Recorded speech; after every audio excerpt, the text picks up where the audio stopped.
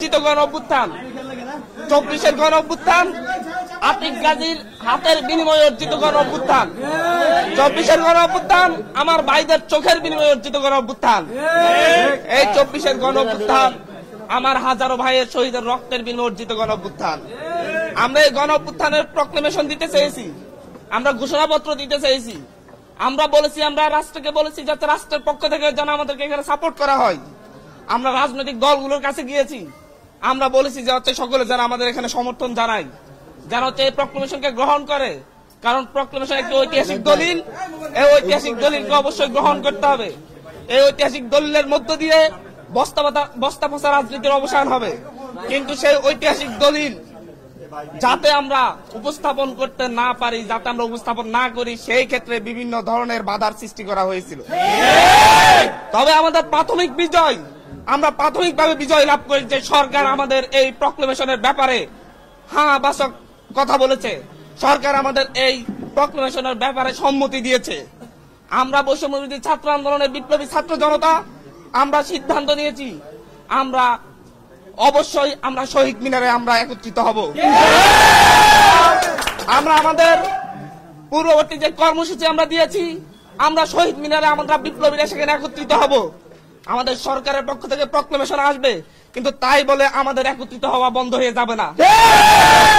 আমাদের সেখানে আগামীকালকে আহত থেকে শুরু করে আহতদের থেকে শুরু করে শহীদ পরিবার এবং সারা ঢাকা শহরের মা বোনেরা যেভাবে 5ই আগস্ট রাজপথে নেমে এসেছিল, প্রতিটি বাড়ি ঘর থেকে যেভাবে রাজপথে নেমে এসেছিল, তারা প্রক্লেমেশনের পক্ষে আমাদের পক্ষে অবস্থান নিবে। রাজপথে আমাদের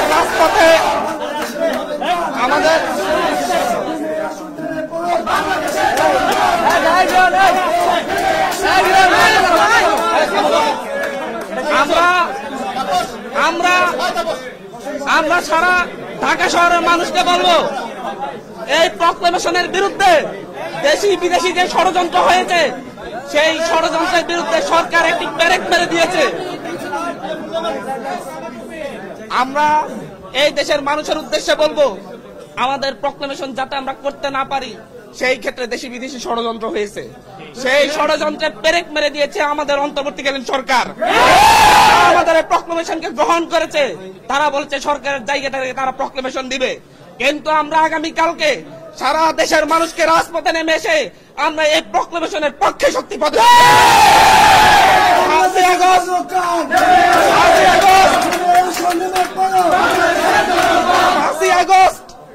5ই আগস্ট ঢাকা শহরের প্রতিটি বাড়িঘর থেকে মানুষ নেমে এসে এদেশের গণ অভ্যুত্থানের পক্ষে শপথ নিয়েছিল। এদেশের গণ অভ্যুত্থানে এদেশের ফ্যাসিস্ট হাসিনার বিরুদ্ধে মানুষ রাজপথে নেমে এসেছিল।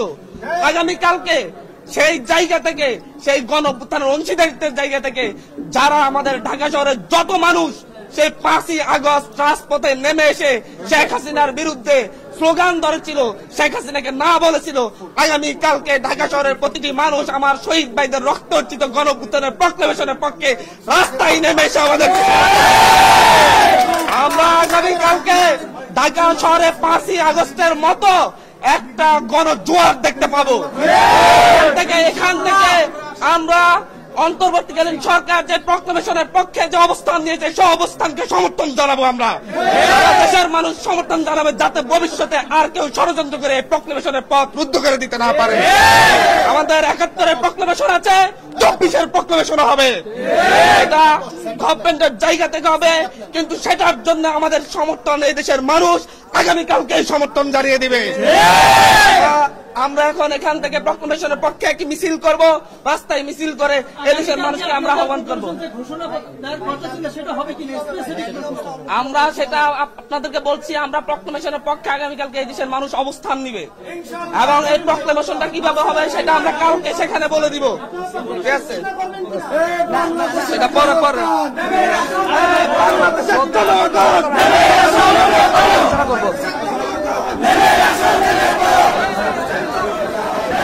কথা বলছিলেন সমন্বয়ক বৈষম্যবিরোধী ছাত্র আন্দোলনের মুখ্য সংগঠক হান্নান মাসুদ। তিনি যেটি বলছিলেন যে আগামীকালকে যে জুলাই বিপ্লবের ঘোষণাপত্রের প্রকাশ করার কথা, সেটার পক্ষে অবস্থান নেওয়ার জন্য তারা শহীদ মিনারে অবশ্যই জড়ো হবে এবং তারা